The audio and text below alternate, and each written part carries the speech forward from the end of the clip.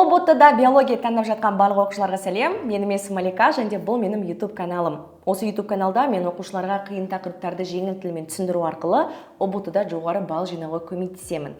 Және де мен бүгін өте күшті тақырып алып келдім. Ол бізде ДНК репликациясы.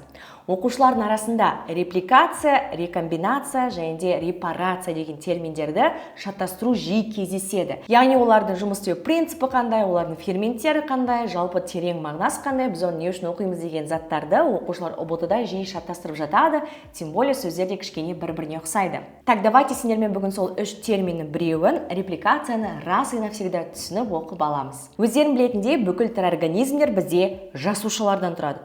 Жасуша ол тіршіліктің ең кішкентай құрылымдық бірлігі. Даже бізде бір жасушадан тұратын организмдер бар, оларды бізде қарапайымдылар немесе протистер деп те атау мүмкін. Бұл жасушалардың ішінде міндетті түрде тұқым қуалау ақпараты болады. Ол ядроның ішінде орналасады. Одан кейін бар хромосома болады, хроматин жіпшесі және де ДНК болады. Получается, ДНК бізде тұқым қуалау ақпаратының бірлігі болып табылады. Өйткені ДНК бізде гистон деп аталатын нәруіздерге оралады. Ол бізде хроматин жіпшесіне шиыршықталып нығыздалады.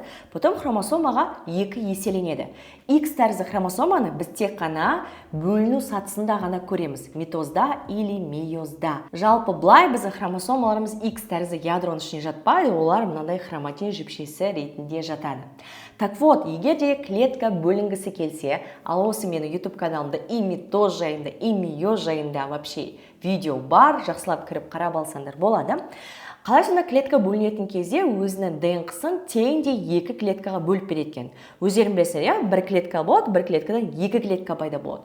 Соның арқасында адамның организмі, өсімдіктер, жануарлар жалпы өседі, көбейеді, артынан ұрпақ қалдырады, немесе белгілі бір өнім, жемістерді береді. И біздің жасушаларымыз екіге бөлінген кезде, олар міндетті түрде өздерінің тұқым қуалау ақпаратын теңдей етіп беру керек. Әйтпесе организм функционировать ете алмайды, ода мутациялар пайда болады. Немесе ол тіпті жасуша деген қызметті жасай алмайды, өйткені бүкіл затты біздің тұқым қуалау ақпаратымыз басқарады. Осы кезде бізге көмекке репликация дейтін механизм келеді. ДНК-ның репликациясының қазақша бірнеше атауы бар. Ол бізде ДНК репликациясы, авторедупликация, өзін-өзі өндіру, немесе өзін-өзі көшіру деген атаулар екен. Балапандар, қазіргі таңда бізде брендовый заттар бар, ол техника болуы мүмкін, киім болуы мүмкін, косметика болуы мүмкін. Сол кезде бізде өте күшті мемлекет бар, Қытай деген, ол бізде репликалар шығарады. Реплика, яғни көшірмесі деген сөз. Так вот, осы жақтағы ДНК-ның репликациясы дегеніміз өзіндегі бар информацияны репликациялау, яғни көшіру деген мағынаны білдіреді. Бұның табиғи мәні жасушалар бөлінген кезде, көбейген кезде дәл сол тұқым қуалау ақпараты дәл сондай мөлшерде сақталуы болып табылады. Көз алдыңдарында қазір суретте бізде ДНК жіпшесі беріліп тұр. И кажется, уже осы ДНК жіпшесінде бізде репликация процесі жүріп кетіпті. Но давайте кішкене ДНК-ның құрылысын еске түсіреміз. ДНК бізде қос тізбектен тұратын полимерлі күрделі молекула болып табылады. Оның мономері бізде нуклеотид болып табылады. Нуклеотид неден тұрады? Ол бізде фосфор қышқылының қалдығы, 5 көміртекті қант дезоксирибоза және де азоттық негіздер. Аденин, тимин, гуанин, цитозин деген сияқты азоттық негіздер болып табылады. Осы үш зат бір нуклеотидті құрайды. ДНК болса бізде күрделі молекула, ол полинуклеотидті молекула болып табылады. Енді қараңдар, бізде екі жіпше бар. Екі жіпше бізде әртүрлі сандардан басталады. Сендер кез келген ДНК-ның суретін көрген кезде осындай 5 штрих және 3 штрих деген сандарды көресіңдер. Төбесінде тұрған мынандай кішкентай мынандай белгі, черточка, ол бізде штрих деген мағынаны білдіреді. 5 штрихтан егер де ДНК-ның жіпшесі басталса, ол міндетті түрде фосфор қышқылының қалдығынан басталып тұр деген сөз. Егер де 3 штрихтан басталып тұрса, ол бізде мынандай 5 көміртекті қанттан басталып тұр деген сөз. Ал біздің екі қос тізбекті жіпшеміз бір-біріне антипараллель болып табылады. Яғни бір жағы 5-тен басталса, бір жағы 3-тен басталады. Бір жағы 3-тен басталса, бірінші жіпше, например, 5-тен басталады деген сияқты. Яғни былай емес, а именно былай. Бір-біріне параллель, но антипараллель. Былай болу себебі біздің азоттық негіздеріміз сутектік байланыс арқылы бір-бірімен байланысады. Егер дәл осындай реттілікпен фосфор қышқылының қалдығы, қант, азоттық негіз, фосфор қышқылының қалдығы қант азоттық негіз деп қоятын болсақ, то біздің азоттық негіздеріміз бір-біріне жабыспайтын еді. Яғни олар мүлде бір-бірінен связь орната алмайтын еді. Сол себептен біздің ДНК-мыз алады, хоп дейді да, антипараллель, как будто отзеркаливание жасайды, яғни как будто сен айна қарап тұрғанда өзінің келбетіңді көресің, но кішкене ауысқан келбетіңді көресің. Сөйтіп біздің ДНК-ларымыз бір-біріне байланысады екен. Енді тағы да бір айтарлық зат ол бізде Чаргаф ережесі. Өздерің білетіндей, ДНК-ның қос тізбегі бізде Чаргаф ережесіне бағынады. Яғни біздің азоттық негіздеріміз бір-біріне парочка болып орналасады деген сөз. Ол бізде аденин, тимин, гуанин, цитозин. Немесе керісінше цитозин, гуанин, тимин, аденин болып бір-біріне парочка болып осындай сутектік байланыстар түседі. Аденин мен тимин арасында 2 сутектік байланыс, гуанин мен цитозин арасында бізде 3 сутектік байланыс болады. Енді осы ДНК жайында кішігірім білімімізді пайдаланып, репликацияны сендермен түсініп көрейік. Қараңдар, мынау менде қос тізбекті ДНК-ның жіпшесі. Енді ол өзін-өзі 2 еселеуге дайындалып тұр. Қай кезде біздің ДНК-мыз 2 еселенеді? Мысал ретінде, митоз процесі басталмастан бұрын интерфаза болған кезде, интерфазаның именно синтез кезеңінде, яғни ол өзін-өзі 2 еселену болады, чтобы жасуша 2-ге бөліну үшін. Егер де сендер митоз, мейоз деген тақырып түсінбесеңдер, осы YouTube каналға кіріп қарасаңдар болады. Енді қараңдар, мынау бізде ДНК-ның жіпшесі, біз көріп тұрмыз, что ДНК-ның жіпшесі 2-ге ажырағаны. Қалай ол бізде 2-ге ажырап кетті? Не оған көмектесті? Бұл жақта бізде хеликаза деген фермент келеткен. Хеликаза деген фермент ДНК-ның бөлінетін тұсына келіп, оның дәл ортасына осылай отырады екен. Отырады екен да, как будто біз замокты ашып жабамыз ғой, мынандай өзінің замокты ашып жабатын темірі бар ғой. Сол сияқты замокты ашқан сияқты ДНК-ның 2 қос тізбегін ашады екен. Ашқан кезде ол именно сутектік байланыстарды үзеді екен.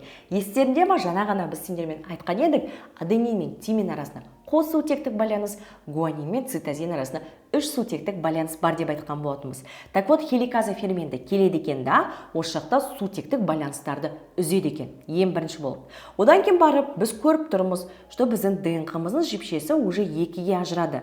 Бірақ қалай мына жақта екінші тізбек пайда болды? Бұған бізде тағы да бір фермент көмектескен. Ол ферменттің аты бізде ДНК полимераза ферменті.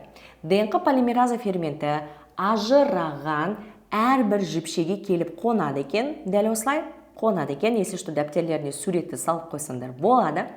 Қонғаннан кейін Чаргаф ережесіне сәйкес А-ға Т, Г-ға С, С-ға Г, Т-ға А нуклеотидтерін қойып, екінші жіпшені түзіп шығарады екен. Получается, когда біздің ДНК-мыз хеликаза ферментінің арқасында ажыраған кезде, оның бір жіпшесі көшіру қызметін атқарады. Яғни, именно соған қарап отыр, біз копия жасаймыз.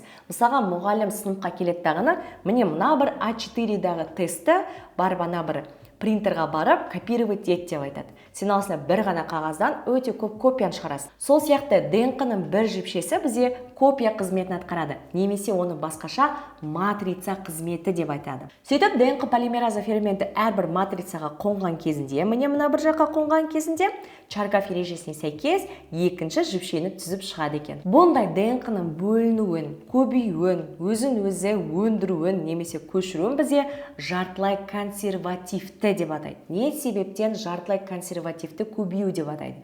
Өйткені бізде бастапқыда осындай ДНК болды.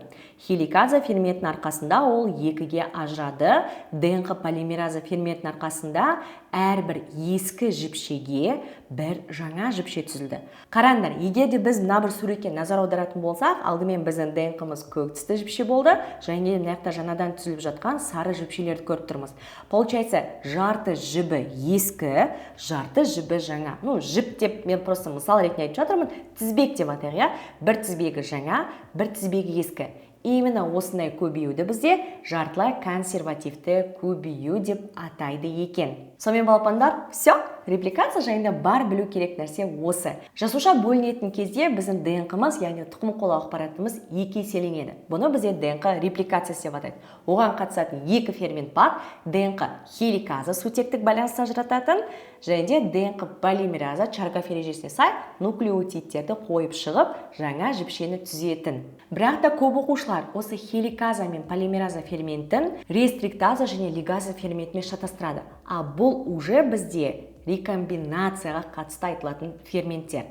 Сол себептен балапандар, егер де сендер келесі видео сабақта менің рекомбинацияны түсіндіруімді қаласыңдар, комментарийға рекомбинация сөзін жазып кетіңдер. Ал егер де сендер Чаргаф ережесіне сай ДНК есептері қалай шығарылатыны көргілерің келсе, менің осы YouTube каналымда ДНК жайында есептер бар, кіріп көрсеңдер болады. Всем пока!